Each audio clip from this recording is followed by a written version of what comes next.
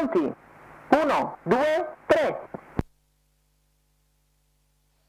È buona la prima partenza e Barolo Griff e Carlotta D'Agostino prendono la meglio su tutti gli avversari. Numero 6, Falco Trio, squalificato. Velocissimo Cobalto di Noi, Massimiliano Michelotto che ha preso una giravolta fantastica, tanto che appunto dopo 200 metri si ritrova già leader, precedendo appunto Barolo Griff con Carlotta D'Agostino, e questo è già una svolta, diciamo, per la corsa, perché è una tattica che metterà in difficoltà Diva Starlight, che dovrà invece recuperare. Già lo sta facendo e già sta risalendo, è alla schiena di Daddy P, che è il primo cavallo che segue a destra, e abbiamo passato i primi 400 metri in 32. Quindi ripetiamo: Cobalto di No davanti a tutti, in seconda posizione abbiamo Barolo Griff e all'esterno stanno avanzando Daddy P e Diva Starlight a destra. In terza posizione della corda troviamo Today Winder Font, seguito a sua volta da Feeling Forever, e poi tutti gli altri.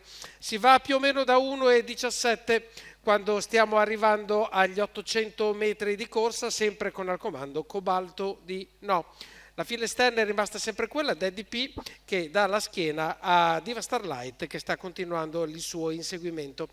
L'andatura rimane più o meno quella, sono paletti da 15 abbondanti e si arriva adesso al chilometro con una media chilometri di 1,17,3, comunque di tutto comodo, nonostante un avvio assolutamente bruciante per quello che è Cobalto di No, che partiva dal numero 9. Ed è questo il momento che arriva Diva Starlight, si fa il match, quindi quando arriviamo all'inizio della penultima piegata Cobalto di No comincia a sveltire il passo perché è arrivata Diva Starlight e bisogna accelerare.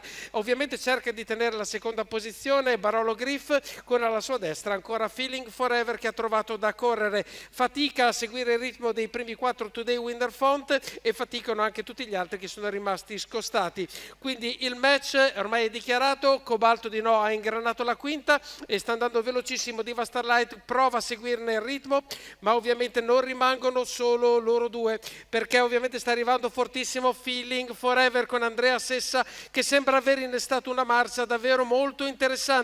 Attenzione, è un match a 3, anche se sta arrivando qualcuno da indietro, ma credo che ormai il tempo è poco. Entra primo in retta d'arrivo Cobalto di No, Massimiliano Michelotto prova a difendere le sue chance, ma è molto incisiva Feeling Forever, e ci prova anche Diva Starlight, ma è Diva Forever. Andrea Sessa se la porta a casa 1,15,1, 2,37 per vincere la finale del trofeo Anna Maria Grassi 2026. Una chiusa davvero molto importante per Feeling Forever, che Andrea Sessa ha interpretato al meglio, quindi vince Andrea Sessa. Al secondo posto il numero 9, al terzo il 10, al quarto il 7 e al quinto posto il numero 5, quindi vittoria per Feeling Forever. Andrea Sessa per Gennaro Casolari, la proprietà della scuderia Corona Boreale, questo castrone di 6 anni di Feeling Cash e Your Ideal,